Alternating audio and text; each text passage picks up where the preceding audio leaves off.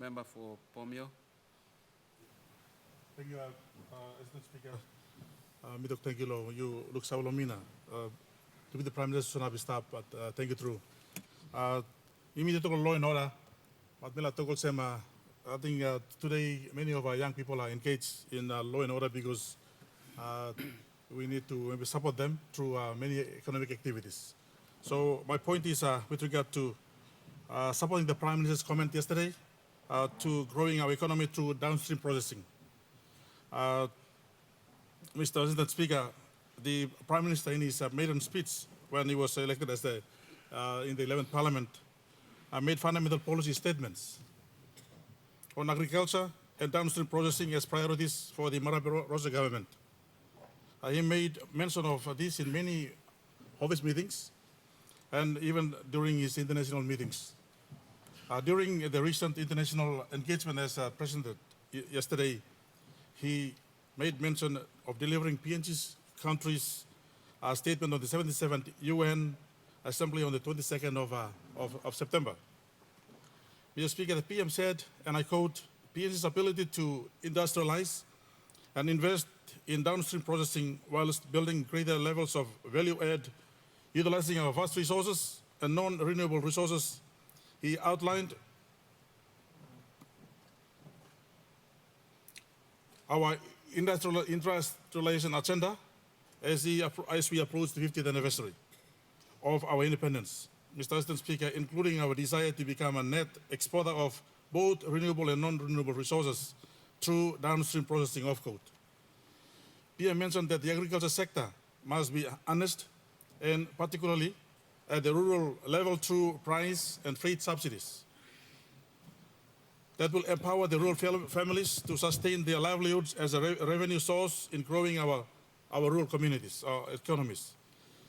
Important statements such as this, Mr. Assistant Speaker, PNG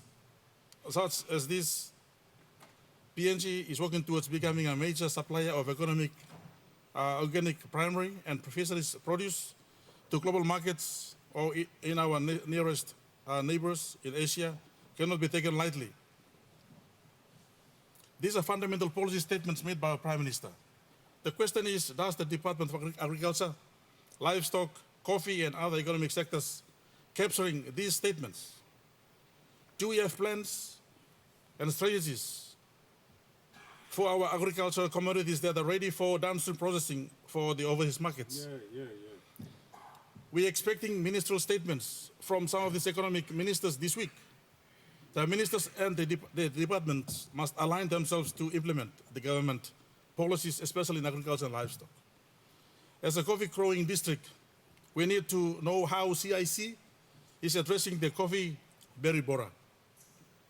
I'm advised that the borer had not been able to be contained in the major islands provinces that are producing coffee. This has led to losing about 20% of our crop from the borer, and so farmers are losing interest and walking away from the coffee. This is actually leading to law and order problems also in our country. PNG has been known for producing up to 1 million bags exporting coffee every year. Mr. Speaker, I'm now informed that the recent record show only 700 bags of coffee are now being exported, which relates to country not getting approximately 200 million kina exporting earnings that would be going to the growers. Our farmers needed the support from the government to give them the assurance not to leave their coffee plantations. Our people are ready and they need the support and the guidance. Mr. President Speaker, we have so much durable land to grow our rice in our country. Australia meets about 99% of rice demands. Do we have plans to reduce the rice imports, Mr. Speaker? In 2018, the then Minister for Agriculture, Livestock, Benny Allen, said these words in a local media, and I quote, "We have made rice our staple food without growing it." PNG spends up to 600 million kina to import 400,000 tons of rice annually. A kilogram now of rice costs up to 6 kina, and it's actually increasing. Mr. Assistant Speaker, this is because consumers are paying for other fees as well, on top of the rice itself. He went on to say that we want to stop the rice imports, supply the country with local rice, and begin to export rice by 2025, off quote.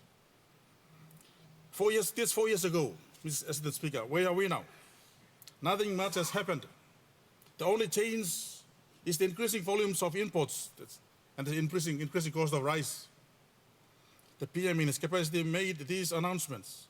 Our departments must rise up and take these challenges as the KPIs. The new Chief Secretary must hold the departmental heads to account if we are serious about taking back Papua New Guinea.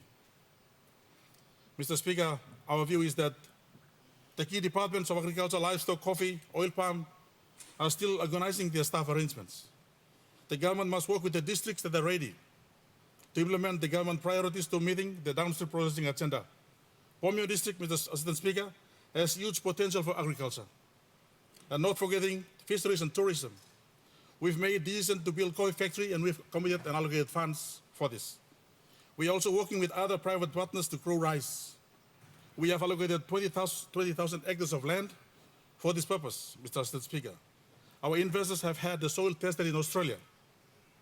The results are all good. We have increasing cocoa productions. We have committed funds to start a chicken project. Our shipping vessel, the MV Pomio, is always ferrying agricultural commodities from Cairn Closter district and Pomio district to along the south coast of New Britain. The government should consider supporting such districts with additional shipping vessels so we maintain the productivities, Mr. Speaker. Our PM has made profound statements. The economic sector, ministries, and the department to take on board, align, partner, and support districts that are ready. I'm inviting the team from agriculture, coffee, livestock, fisheries, tourism, team to travel to my district and make the assessment and provide the necessary support. At this juncture, Mr. Assistant Speaker, let me put on record that we thank the Marape Rosa government through the Finance and Planning Ministry and the Minister for Finance and Planning for the release of PRP funds to support the bridge and the road constructions along the south coast of New Britain Island. These infrastructures are adding value to the economic programs and complementing the government agenda to grow the local economy. I also thank the Minister of Forest and his MD for supporting us with the LDL funds as well. Thank you very much. And on behalf of our people, we look forward to the ongoing support in 2023 budget. Thank you, President Speaker.